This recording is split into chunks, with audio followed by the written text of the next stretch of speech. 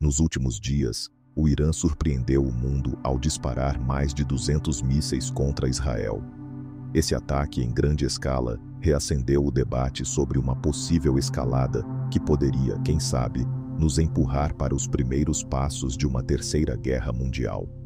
O conflito entre os dois países se intensificou especialmente a partir de outubro de 2023, quando o grupo Hamas, apoiado diretamente por Teherã, iniciou um ataque surpresa contra Israel.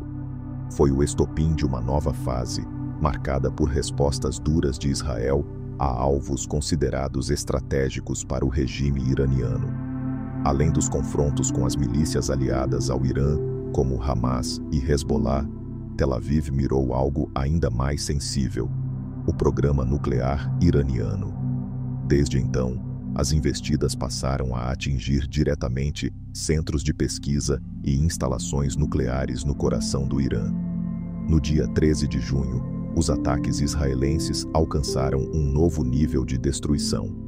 As ofensivas não só causaram baixas militares e civis, como também atingiram setores essenciais para o governo iraniano: inteligência, centros de comando e pesquisa científica. Mas o que mais chamou atenção foi a capacidade de Israel de infiltrar-se nas estruturas de segurança iranianas. Com precisão cirúrgica, identificaram e eliminaram figuras-chave do regime, incluindo generais da Guarda Revolucionária e cientistas nucleares. Essa fragilidade inesperada gerou uma crise interna no Irã, quebrando a imagem de estabilidade que o regime de Ali Khamenei sempre tentou manter. Diante disso, o país sentiu-se pressionado a responder com força. Entre os dias 13 e 14 de junho, o Irã lançou um dos maiores ataques balísticos de sua história. Mais de 200 mísseis foram disparados, não com a intenção de vitória militar, mas para reafirmar que o regime ainda não se deu por vencido. Contudo, a maioria desses projéteis foi interceptada por sistemas como o Domo de Ferro. Outros caíram em áreas desertas. Os poucos que atingiram alvos causaram mortes e ferimentos localizados, especialmente na região de Tel Aviv. Do ponto de vista militar, os resultados foram limitados, mas politicamente, Teherã queria mostrar força para seu povo e seus aliados. Na prática, o ataque apenas reforçou a percepção de que o Irã está em desvantagem. Enquanto o Irã falha em suas tentativas de retaliação, Israel continua eliminando a cúpula militar adversária e neutralizando cientistas ligados ao projeto atômico. Boa parte das defesas aéreas iranianas já foi inutilizada e instalações nucleares cruciais foram danificadas. Além dos danos físicos, Teherã perdeu força fora de suas fronteiras. Suas milícias, antes utilizadas como braços estratégicos no Oriente Médio, agora estão enfraquecidas. A influência iraniana em países como Síria, Líbano, Iraque e Iêmen vem diminuindo drasticamente. E os problemas não param por aí. O país também enfrenta uma crise interna grave. A economia afundada por décadas de sanções internacionais, a inflação galopante e o desemprego crescente alimentam a insatisfação popular. A repressão política só aumenta e o governo tenta, sem sucesso, controlar o descontentamento com mão de ferro. O resultado: um regime cada vez mais isolado, instável e enfraquecido. Agora, o que resta a Ali Khamenei? Com o programa nuclear sabotado, as forças armadas debilitadas e a confiança da população por um fio, o líder iraniano tem apenas duas opções: declarar uma vitória simbólica para conter a pressão, ou apostar tudo em uma escalada ainda mais agressiva. A primeira seria uma jogada de propaganda, uma tentativa de transformar a narrativa, mesmo em meio à derrota. A segunda pode significar o fim do regime, ao provocar uma resposta esmagadora de Israel e talvez até uma intervenção internacional. Especialistas acreditam que a saída mais racional seria um recuo estratégico, com discursos de vitória moral, tentando ganhar tempo para se reestruturar internamente. Talvez até negociar o fim de algumas sanções, caso a guerra não avance. Porém, Caso Teherã insista em desafiar Israel diretamente, o risco é enorme.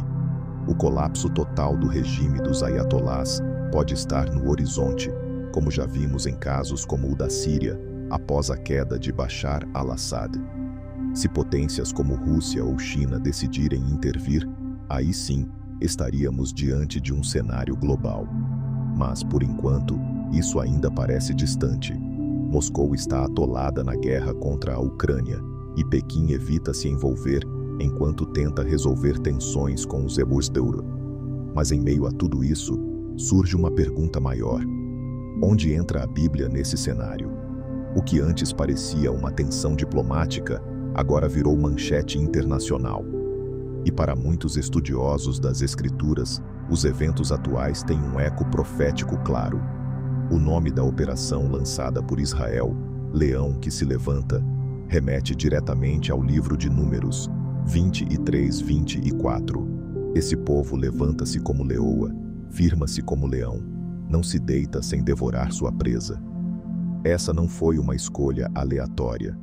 O leão é símbolo bíblico de autoridade, força e julgamento divino. Israel, ao adotar esse nome, parece se ver não apenas como nação em defesa própria, mas como protagonista profético da reta final da história. O termo hebraico usado descreve um jovem leão, cheio de vigor, ressurgindo com propósito. Uma representação de um Israel rejuvenescido, militar e espiritualmente, nos rumos do cumprimento profético. Outro texto frequentemente citado é Ezequiel 38, 5-6, que menciona a antiga Pérsia, o atual Irã, como parte de uma coalizão que se levantará contra Israel nos tempos do fim. A Pérsia só deixou de ser chamada assim em 1935, fortalecendo ainda mais o elo entre a profecia e os fatos atuais. Para muitos intérpretes, as profecias começaram a se cumprir com a fundação de Israel em 1948 e se intensificaram em 1967, com a retomada de Jerusalém. Isaías 11 também aponta para esse cenário. O Senhor estenderá novamente a mão para reunir seu povo espalhado por toda a terra. Diante de tudo isso, surge a pergunta inevitável: estaríamos vivendo o princípio do fim? Essa guerra seria apenas mais um conflito regional? Ou será o prenúncio de algo muito maior, uma batalha espiritual que anuncia a volta de Cristo? O tempo vai nos mostrar. Mas uma coisa é certa: quando geopolítica e profecias bíblicas começam a se alinhar, o mundo inteiro para assistir.